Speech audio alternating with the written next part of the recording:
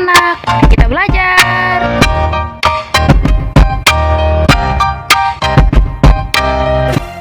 Halo nak, masih semangat kan untuk belajar? Nah, hari ini kita akan belajar PPKN.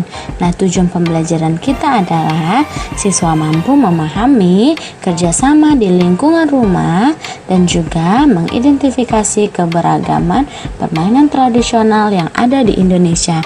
Mari simak penjelasan melalui video pembelajaran berikut ini. Minggu lalu kita sudah membahas tentang kerjasama di lingkungan sekolah. Nah, sekarang kita akan membahas sedikit tentang kerjasama yang bisa dilakukan di lingkungan rumah. Nah, di sini ada beberapa contohnya. Yang pertama itu ada ronda. Nah, tujuan dari ronda ini adalah untuk menjaga keamanan di lingkungan sekitar rumah. Nah, ronda bisa dilaksanakan dengan berkeliling dengan jalan kaki, bersepeda, atau bermotor. Nah, warga akan bergiliran untuk melaksanakan ronda.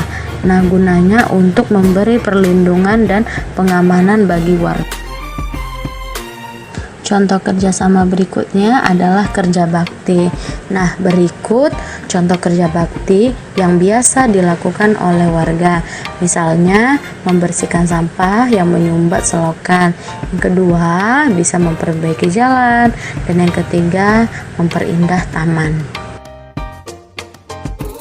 Nah, berikutnya kerjasama yang bisa dilakukan di lingkungan rumah ada bergotong royong menolong warga yang mengalami musibah. Nah, saat terjadi bencana, para relawan bergotong royong memberikan bantuan berupa makanan, tempat pengungsian, dan pakaian kepada warga.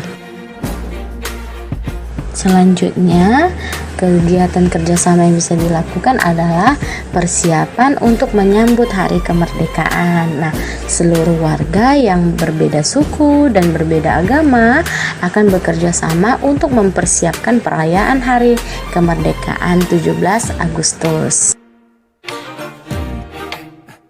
Itu tadi penjelasan mengenai kerjasama yang bisa dilakukan di lingkungan rumah. Nah, selanjutnya kita akan membahas tentang keberagaman permainan tradisional yang ada di Indonesia. Nah, Indonesia itu bukan hanya kaya akan suku, bahasa, alat musik tradisional, makanan tradisional, tetapi Indonesia juga kaya akan keberagaman permainan tradisional. Nah, permainan tradisional itu ada yang dimainkan secara perorangan dan ada juga yang dimainkan secara berkelompok.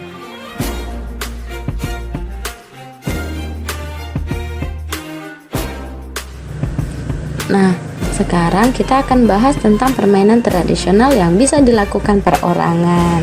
Nah, coba perhatikan gambar berikut. Nah, di sini beberapa contoh permainan tradisional yang bisa dilakukan perorangan, yaitu ada bermain engkleng. Pasti kalian tidak asing lagi dengan permainan ini. Nah, juga ada bermain layangan. Nah, pasti kalian pernah memainkan permainan tersebut. Nah, permainan ini merupakan permainan tradisional loh.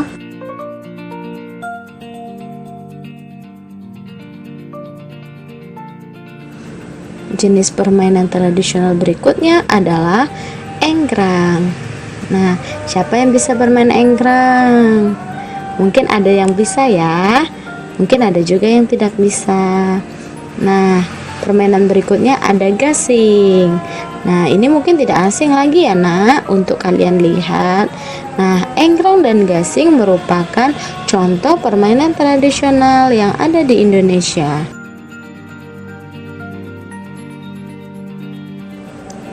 Nah, selanjutnya permainan tradisional yang bisa dimainkan secara berkelompok. Nah, yang pertama itu ada bentengan. Nah, pastinya kalian pernah ya bermain seperti ini.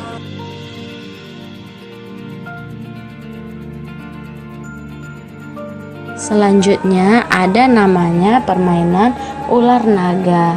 Nah, dalam permainan kelompok harus saling bekerja sama dalam memenangkan permainan.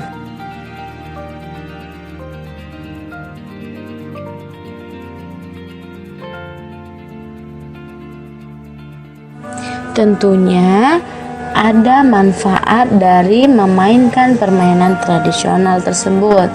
Nah, manfaatnya apa? Yang pertama, kita melestarikan budaya bangsa Indonesia. Yang kedua, berolahraga sambil bermain. Nah, berolahraga itu menyehatkan tubuh dan bermain membuat hati gembira. Selanjutnya, melatih kesabaran, misalnya bermain secara bergantian. Nah, selanjutnya melatih kerjasama saat bermain secara kelompok.